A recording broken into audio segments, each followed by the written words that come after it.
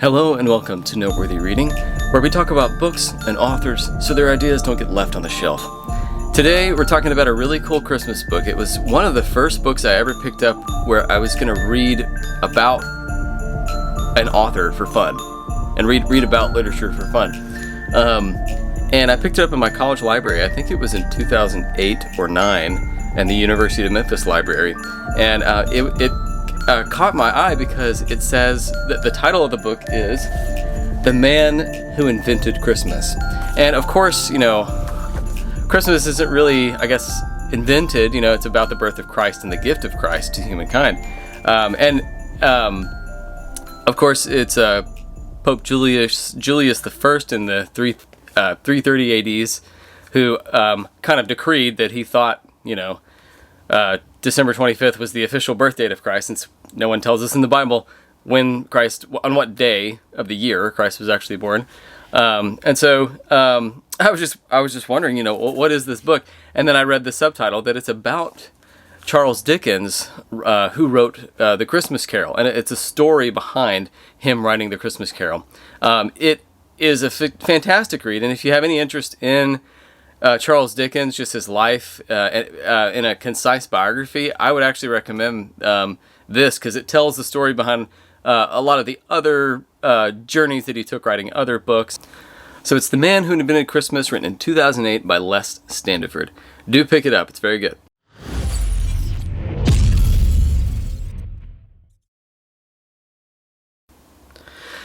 Okay, so ladies and gentlemen, I want to introduce you to a little figure in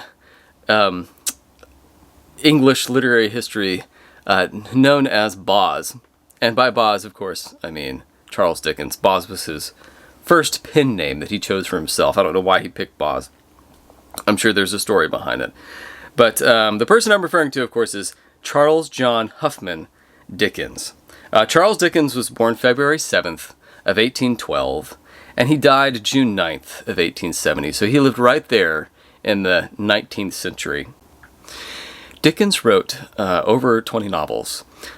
His shortest novel was Hard Times, but perhaps his second shortest novel, I haven't looked at everything, but I think his second shortest novel is A Christmas Carol, which in the 20th century, it's said that the readership of A Christmas Carol was second only to the Bible. Very widely read, and it's been with us for 180 years now. Many of us haven't read The Christmas Carol, the novel, but we've seen the play.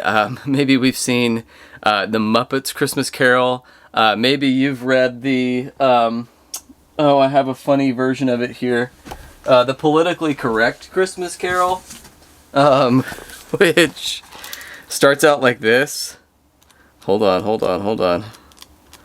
Oh no. Let me find it. The politically correct Christmas Carol, it starts out like this. Marley was non-viable to begin with. There's no doubt whatever about that, except for general philosophical questions about the permanence of death and the very real possibilities of reincarnation. So you might even have read this one. Not the real Christmas Carol by Charles Dickens, but it's said that if we lost the Christmas Carol tomorrow, it would be able to written. If we lost all copies of the Christmas Carol, it would be able to be written the next day because so many people have sections of it memorized. It is that well known and that beloved by people who've seen it or understand the story. And perhaps the reason why it is such a great story is because Charles Dickens himself had a really kind of hard upbringing, and he grew up in a really rough London environment. At the age of 12, his father was thrown into debtor's prison. If they spent a pound too much, they'd be thrown in prison back then. That's just how it worked. And Charles took a job in a tumble-down factory on the River Thames. And what he did was, it was a shoe blacking factory. He would take a paper. He would fill a pot with blacking ink, shoe blacking ink. He would cover that pot with paper. He would tie the paper tight, and then he would paste the shoe black ink brand label on the top of the jar and move on. And he worked next to a window for daylight. He took a break at noon, and then he took another break for afternoon tea. He would then go see his family sometimes, and then he would walk 5 miles home, get there at 10 p.m., and then go do it all again the next day. So not really an idealistic childhood for a 12-year-old. And Dickens is actually quoted, as he reflected on that experience, he's quoted as saying, "My whole nature was so penetrated with the grief and humiliation of such considerations that even now, I often forget in my dreams that I have a dear wife and children, even that I am a man, and wander desolately back to that time in my life." That quote is from page 3 of Standiford. So this experience of working in a factory as a child and really suffering from people who would prey on children for cheap labor before there were really child labor laws, Dickens was taken back there over and over again, and you see it in Oliver Twist. You can even see it in Great Expectations. You have Pip, who believes that he has these sort of high and lofty dreams for himself to deliver himself into the upper class, and sort of fails. A lot of that theme of someone who is at humble beginnings in society, trying to work their way up, hitting the roadblocks, the big roadblocks that were kind of placed in society for them by the upper classes, who really kind of wanted to ignore all that was going on. Dickens was paid 6 shillings a week, and he eventually was able to pay off his father's debt. But it was a pretty brutal disruption to his childhood, as we stated before. But this is kind of inspiring, because when you think of social theories like Maslow's hierarchy of needs, you see, Maslow, he says, in order to get to a place where you can self-actualize and sort of like become the artistic pinnacle of yourself, you have to have your psychological needs met first. You have to have your safety needs met first. There's all these sort of preconditions that have to happen. That if they don't, you won't become a great artist. But when we read stories like that of Charles Dickens, or even Anne Frank, if you look at Anne Frank, whose diary has been translated into 70 languages, she was hidden from the Nazis as a Jew, and during sort of a crucially developmental season of her life, but she produces this great work of art. In the same way, Dickens, even though he didn't work at the shoeblacking factory, and that season didn't last forever, he then went to be the understudy of a lawyer, and then was able to become a writer, worked his way into that. You see people come out of really terrible situations where they're just struggling, but they can become great artists. It's not, I guess, Maslow's laws and some of these social theories don't necessarily determine what a person can be. They don't prove themselves out always in the lives of these great artists. So I felt like that was inspiring. And you definitely see Dickens' experience as somebody who had maybe been looked down upon and shunned by the wealthy. You see that come through in A Christmas Carol. We will continue that thought in 1 second, but first, are you looking for that perfect gift for your husband, wife, brother, sister, niece, nephew, friend, coworker? Look no further than theunforgiftable.com. Why get them something that they're going to forget next year? Get them something unforgettable, maybe even unforgivable, at theunforgiftable.com. We've done a lot of the hard work for you. We've looked around for things that are trending, for new items that have just hit the shelves that are really cool. A lot of them we tried ourselves, and have tried to give you a shortcut to the good stuff.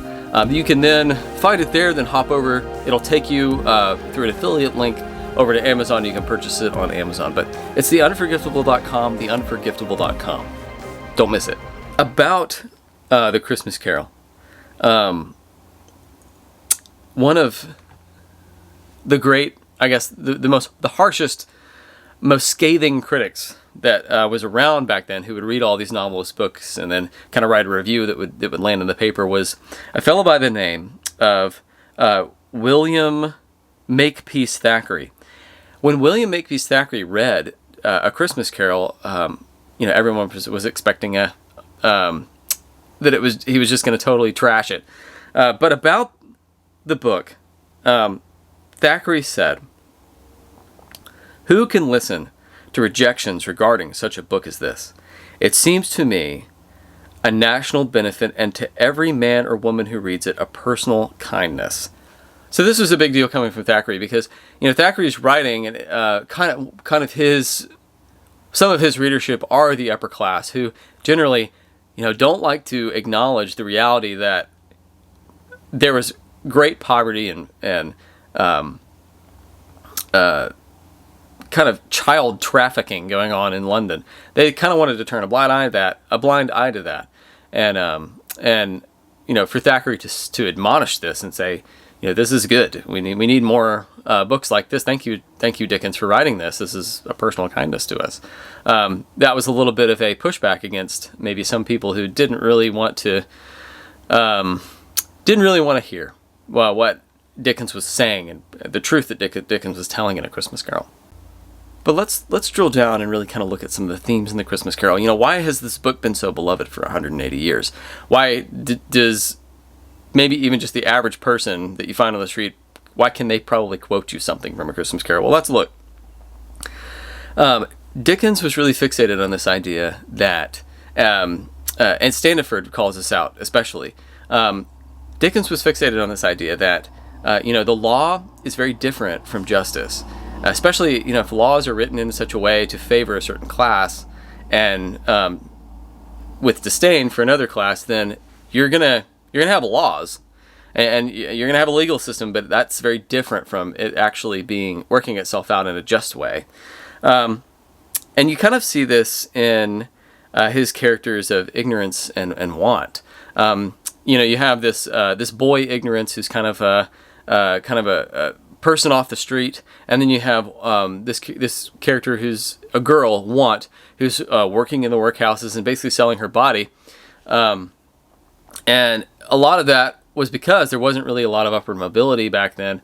It took a lot more for people to be self-made per se, and because of that, people had a great fear of just being totally impoverished, and they didn't want their children to be impoverished. We see even in the old curiosity shop, where this old man takes this little girl in, and he tries to work and he tries to protect her from poverty, and eventually gambles it all away because he's trying to win a life savings that he can then pass down to her after losing it. And you can kind of see that desperation where people, they wanted to get out of the rut that they were in, but it was there was a deep struggle there. Also, another theme that Dickens does really well with is the theme of generosity coming from people who are in humble circumstances. Look at Joe the blacksmith in Great Expectations, or even Magwitch in Great Expectations, who wants to be Pip's benefactor. People who are convicts and just people who aren't millionaires, trying to give back and to take care of their children, and that being really at the heart of the conflict in a lot of Dickens' stories. It's no different in A Christmas Carol. People really resonated with that. Somebody needed to say that, and Dickens was not afraid to. So all these things kind of did something for the recently literate English population, because before 1800, England still had a literacy problem, but at the time of by the time the 1800s came around, 60% of men were literate and 40% of women were literate. So there's sort of this new market of just the everyday common person who will buy a book and read it. Dickens had found this market and did great work in it. Also, one thing that I kind of noticed as I was reading The Man Who Invented Christmas is that Dickens had a little bit of a strained relationship with the church, because he saw all this injustice going on. He saw a lot of catering to the upper classes and ignoring the needs of the lower classes, and he really wanted that truth to be told. He really wanted somebody to call that out. But many of the ministers and the clergy wouldn't do it. They didn't want to upset anyone. They didn't want to get divisive or political. Perhaps they just wanted to, work their way through the books of the Bible and not really address the needs of their time. They would have rather talked about how Paul, would confront people of his time, but they wouldn't confront the people of their time. They wouldn't actually follow Paul's or Jesus's example in doing that. And I think that was frustrating for Dickens. But Dickens didn't just throw out the church. You can even see in when Scrooge is sort of made whole again. It's quoted. There's a quote from A Christmas Carol. Scrooge, he went to church, and he walked about the streets, and watched the people hurrying to and fro, and patted the children on the head, and questioned beggars, and looked down into the kitchens of homes and up to the windows, and found that everything could yield him pleasure. He had never dreamed of any walk that anything could give him so much happiness. So part of Scrooge's reconciliation is that he goes to church. He's kind of finally back in a mindset and a healthy routine that's going to feed the things that were dying in his heart, that had almost died in his heart, the goodness that had almost totally gone out of it. You can even see, you can kind of see Dickens' critique of the clergyman of his age in Marley's speech, where he says, Jacob Marley is there in Scrooge's room, and he's telling him about what should have been the business in his life, and Marley is quoted as saying this: "Mankind was my business. The common welfare was my business. Charity, mercy, forbearance, benevolence were all my business. The dealings of my trade were but a drop of water in the comprehensive ocean of my business." So Marley is trying to make it really drastically clear that making money and maybe the day-to-day grind and advancing himself financially in the world, all of that was like a drop of water in the ocean of his actual business, which was the good of mankind, and to give back and try to lead a life that would leave a legacy of giving. He missed that, and he regretted it terribly. And he's trying to take Scrooge by the collar and shake him and wake him up and say, "You still have time. The time hasn't run out for you. You can still do this. Don't throw your life away." And Dickens is very effective at doing this. And there's also the moment in his story where the Ghost of Christmas Present clearly says, don't confuse all the acts of the men of the cloth with me.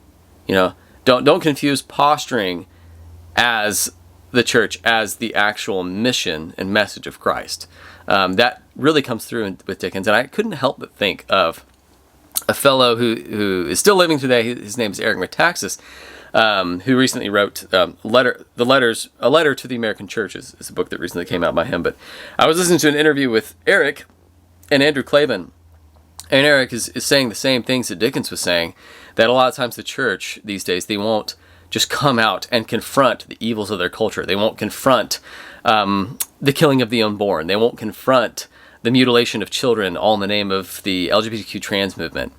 They won't confront human trafficking over the border, because all these sort of issues, they don't want to get political or be perceived as divisive. They just sort of want to do church and not offend anyone, when it is really their job to be confrontational and protect people from the evils that are attacking them during their time.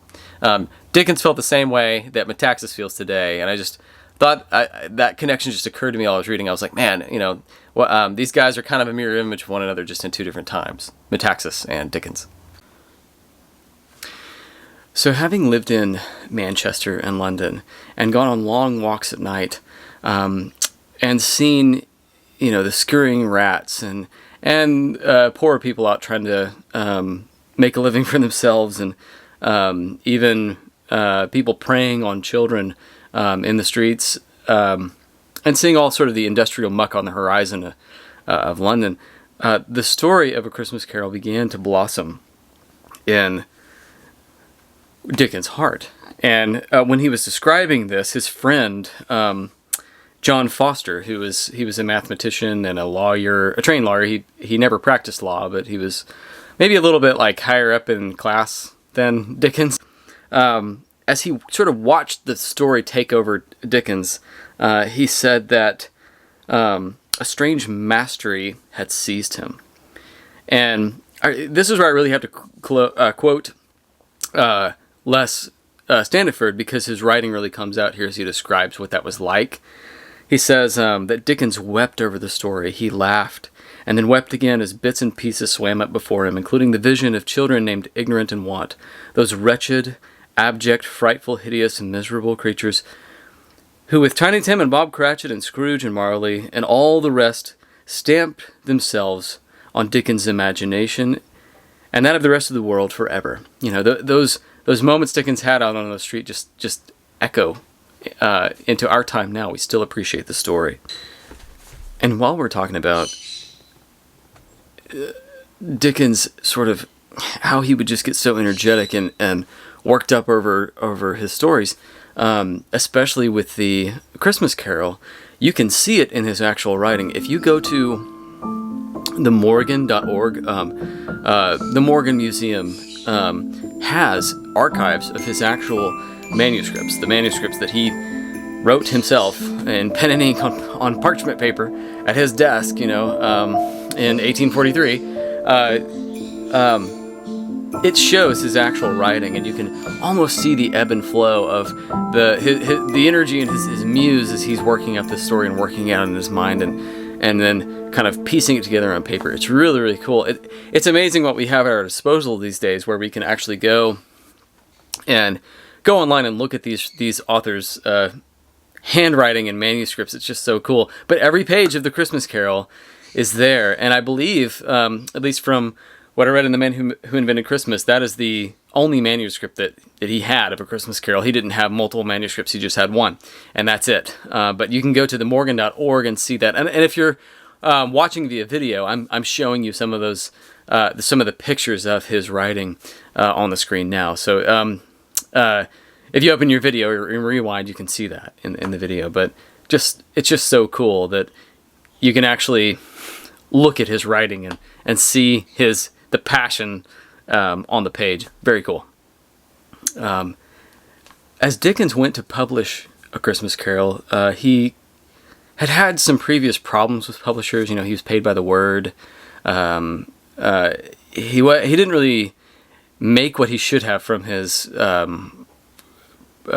stories and from his writing. And he kind of bounced around. He ended up going back to Chapman and Hall, but with a new agreement. He agreed to publish The Christmas Carol, sort of just using the publication company as a printing company.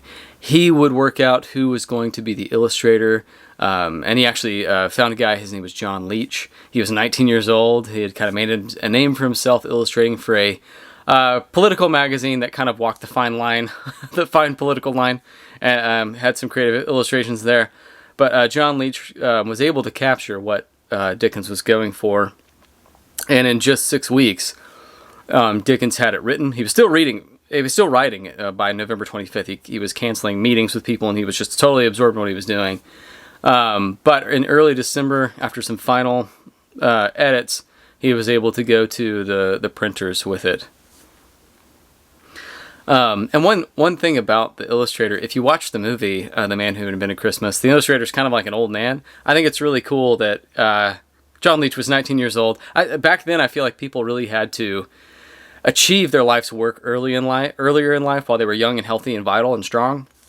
Otherwise, they'd be because healthcare was so bad and because people's lifespans just weren't as long.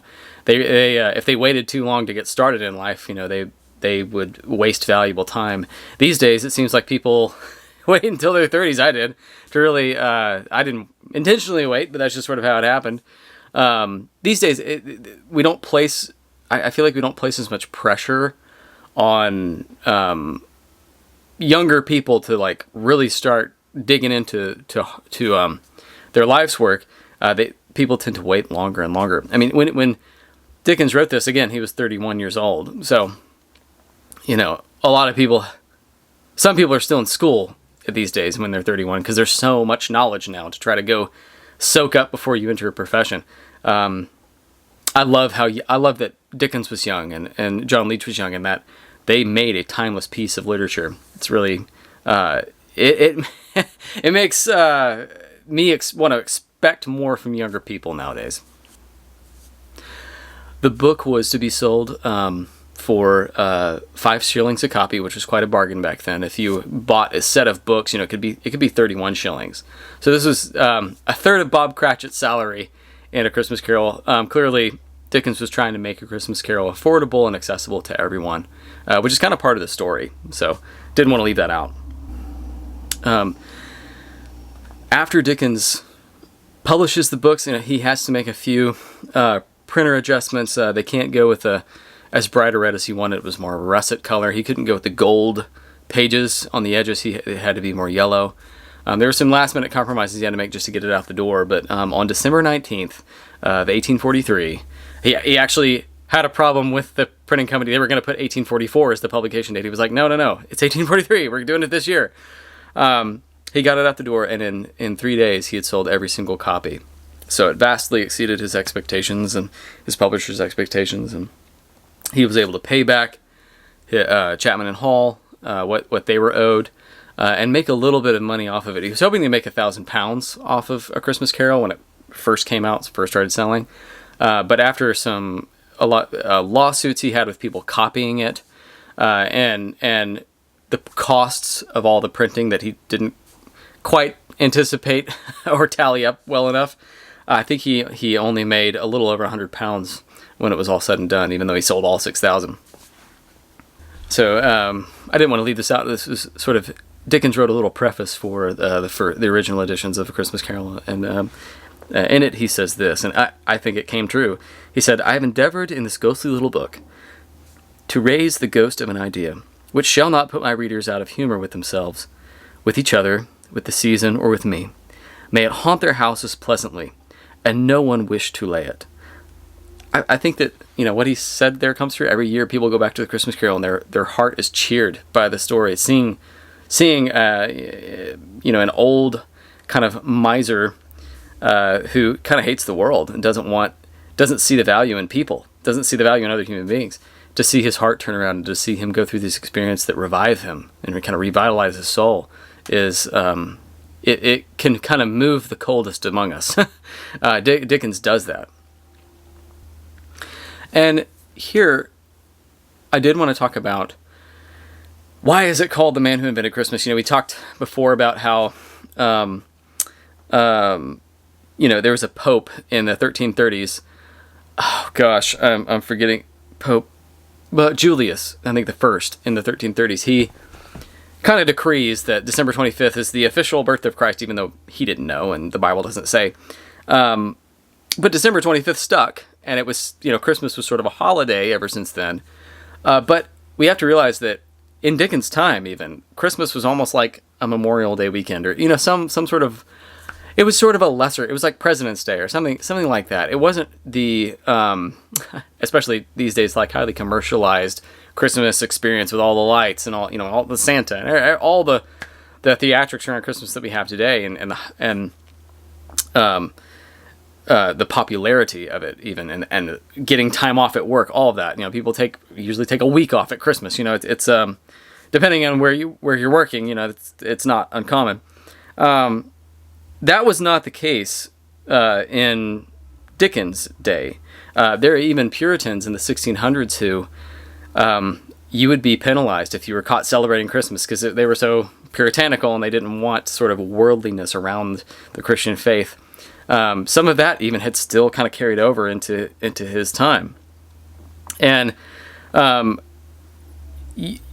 in contrast to that, through the character of through the character of Scrooge's nephew, you kind of get Dickens' sentiment for Christmas through this line from the text. It says, and this is Scrooge's nephew talking, "I've always thought of Christmas time as the only time I know of, in the long calendar of the year, when men and women seem by one consent to open up their shut hearts freely, and to think of people below them as if they were really fellow passengers to the grave, and not another race of creatures bound on other journeys. And I say God bless it." there's some, that's abbreviated. There's some lines, little bits of text in between that. But if you were to take that as one continuous statement, you kind of see Dickens' heart for the holiday and see what he was trying to revive. The hope that is in Christmas, the picture of a savior, somebody who can redeem us from our sins. Dickens got that. He understood that, and that comes through in A Christmas Carol. So following Dickens' success, after publishing A Christmas Carol, he wrote several more novels, but he still had a lot of financial issues. He still had a lot of family issues. He really suffered with the copyright laws, especially between England and America. They didn't respect one another's copyrights. So if an English author wrote something prominent, in America they would just print it.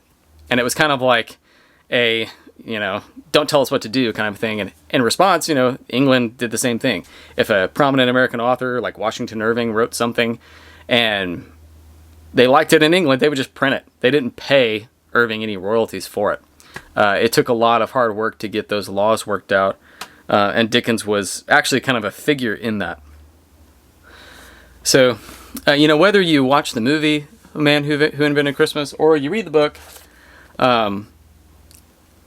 Les Standiford really, he really not only captures where the story came from, but especially captures Dickens' character. You see all the love and the fear and the bah humbugs, even from Dickens himself, kind of go into the story, where he conjures up this message not only to his time and place, but to it's really a timeless story.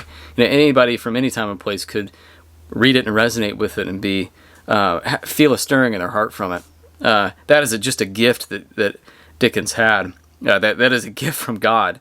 And I feel like anytime I watch A Christmas Carol and step away from it, I really do feel like the Holy Spirit works inside me and kind of brings me back from my greediness, my bah humbugs, my indifference to people's hurt and need. So definitely watch A Christmas Carol or enjoy the story this year. But in addition to that, if you're hungry for more, pick up The Man Who Invented Christmas, or the movie's really good too. I also listened to, in addition to reading it, I listened to the audiobook. The audiobook was really well done. So I encourage you to get out there, don't miss it. And again, don't miss my book Lifting with Jesus.